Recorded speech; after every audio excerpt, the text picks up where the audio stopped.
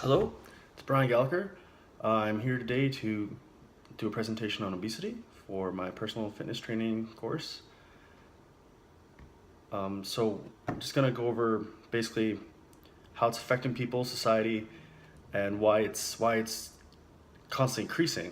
Where in today's health conscious society, you think it actually be decreasing, where in fact it's not. So I'm just gonna get into it and feel free to submit any questions or any corrections that you feel is something I missed. I'm pretty open to criticism. So let's just go ahead and get started. And I missed. There we go. So obesity is actually on the rise. A Huffington Post article states that from 2004 till 2014, it's actually up over 6%. It's like 21% of males in Canada are obese nowadays. Women is 18.7%, up from 14.5%. So everyone is getting larger. So let's look at some reasons why. Leading causes, obviously genetics. People that tend to be obese due to their own genetics or lack of effort on their own part to take care of themselves tend to have obese children. It's just genetics. It's not on their sides, but it is reversible. Also, you have engineered or junk food. It's so cheap. It's so readily available. It is made to taste good, not to be healthy. It's made to sell. And so with junk food being so readily available and so cheap, people tend to go towards what tastes good opposed to what probably still tastes good but is more effort. So with its readily availableness, and people just generally are lazy, so junk food is there and it's what they want and it's easy for them. You also have food addiction. Food addiction. People love sugars. People love salts.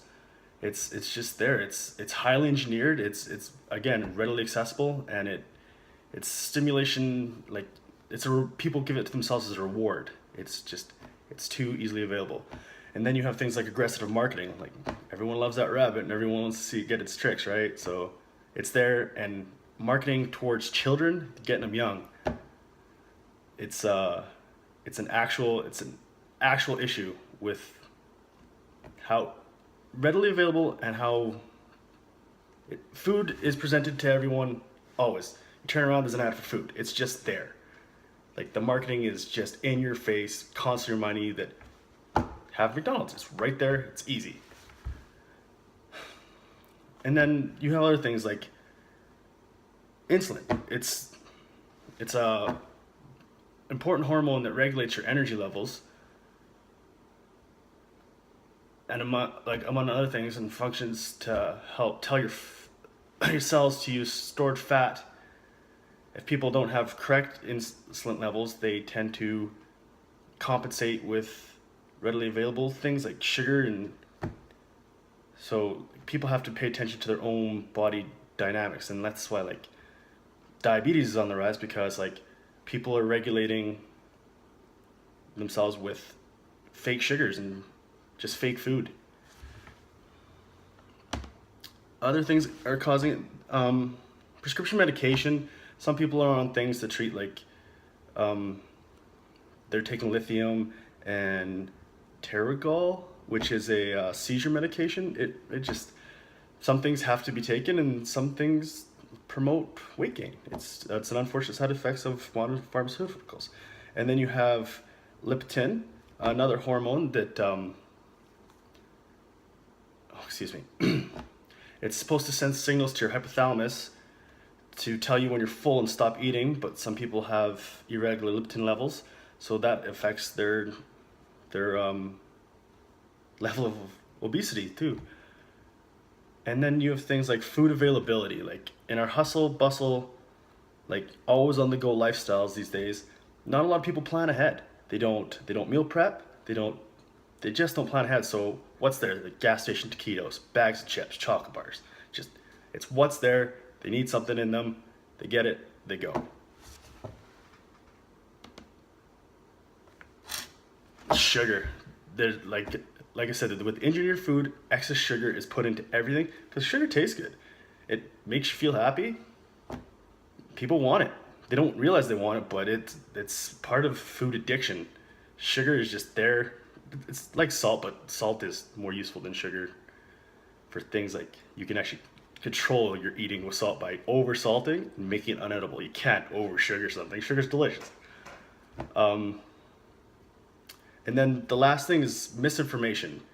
And that could be anything from false advertising to people think they're buying 100% whole foods, and it's really not. It's just a label. It's mislabeled, like they're given the wrong information, thinking they're doing the right thing, and they end up being detrimental to their own health. So let's take a look at some of the effects of obesity. Obviously, added strain to your heart.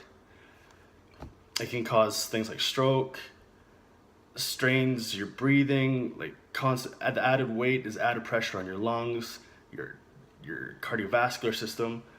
Simple tasks become very difficult. Like as someone that's dealt with obesity, like man, sometimes like stairs became a daunting task. That's why you have to control these things. It can lead to things like depression. It can affect your sex drive. Obesity ends up taking so many facets of your life and just makes them difficult. It has social ramifications. You're no longer comfortable in social situations. You alienate yourself. You stop going out. You become uncomfortable in normal situations. There's social stigmas. People think obese people are detriment. They're in the way. They're a bane on society because they're overweight and unhealthy for sometimes random reasons. Not all people are lazy and don't take care of themselves. Some people actually have medical conditions, but they think they're a bane on health care. And so there's just all sorts of social stigmas. Can cause diabetes, make diabetes worse.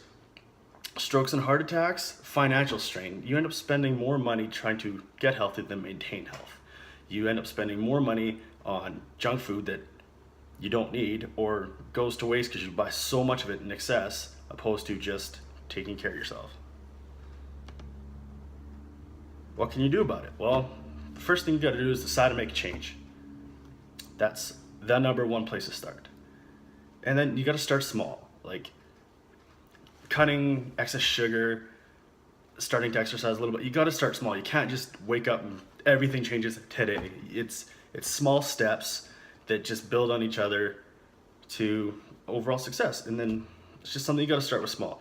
And then you got to make adjustments as you're making small changes. You also have to adjust things you can't change dramatically. So, and then you can help yourself by like staying active, working out, watching what you eat. Like it's all small steps. Seek help from professionals if you need it, doctors, personal trainers, dietitians, friends that have done it, family, books. There's the internet. There's unlimited resource for help. So you got to stop drinking your calories also. There's so many empty calories in pop. They're so sugary. Like eating at restaurants as little as possible too. The portion sizes tend to be out of control and typically the food is not that healthy. And if you plan ahead, like meal prep, plan your week out, just make yourself fun, healthy meals, plan ahead. And it changes everything about what's going on in your life. Why do you want to make the changes? Well, overall, it improves your quality of life right away. There was studies shown that a 10% reduction in overall weight can improve things like diabetes, sleep apnea, like all sorts of health benefits are gained right away from a small reduction as 10% of overall body weight. Improves your blood sugar levels, sleep, can fix respiratory issues. Again, just more reasons for changing, reduce risk of musculoskeletal injuries, can reduce social anxiety. Like, everyone is so anxious nowadays, and you know what? Being overweight, being uncomfortable doesn't help with things like that. And honestly, it'll save you money in the end. You're not paying for fad diets, you're not paying for fad diet pills, you're not paying for medical expenses that aren't covered by normal healthcare, because honestly, most of the time, it's a fact of just making the change yourself and making healthy choices. So you end up spending a lot of extra money on junk food, junk medications that aren't actually helping you do anything. And by meal prepping and doing little things like that, you're budgeting and saving money in the long run. It's just better for your wallet, is what it is. So that was my presentation on obesity. Hopefully I helped explain a few things. If you have any questions, feel free. Like, as you can see, I'm not a small guy. I've dealt with obesity, on like severe obesity, 4 times in my life. Right now, I'm in a place of good, happy balance. I am continuing to drop the weight and get healthier, but I'm doing it in a different way. So if you have any questions, feel free. I'm pretty open about it. I'm not shy in any way, shape, or form. So feel free to ask questions. Like if I said, if I missed anything here, feel free to give constructive criticism, because, well, that's what it's there for. It's constructive, right? So you guys all have a great day, and thanks for listening.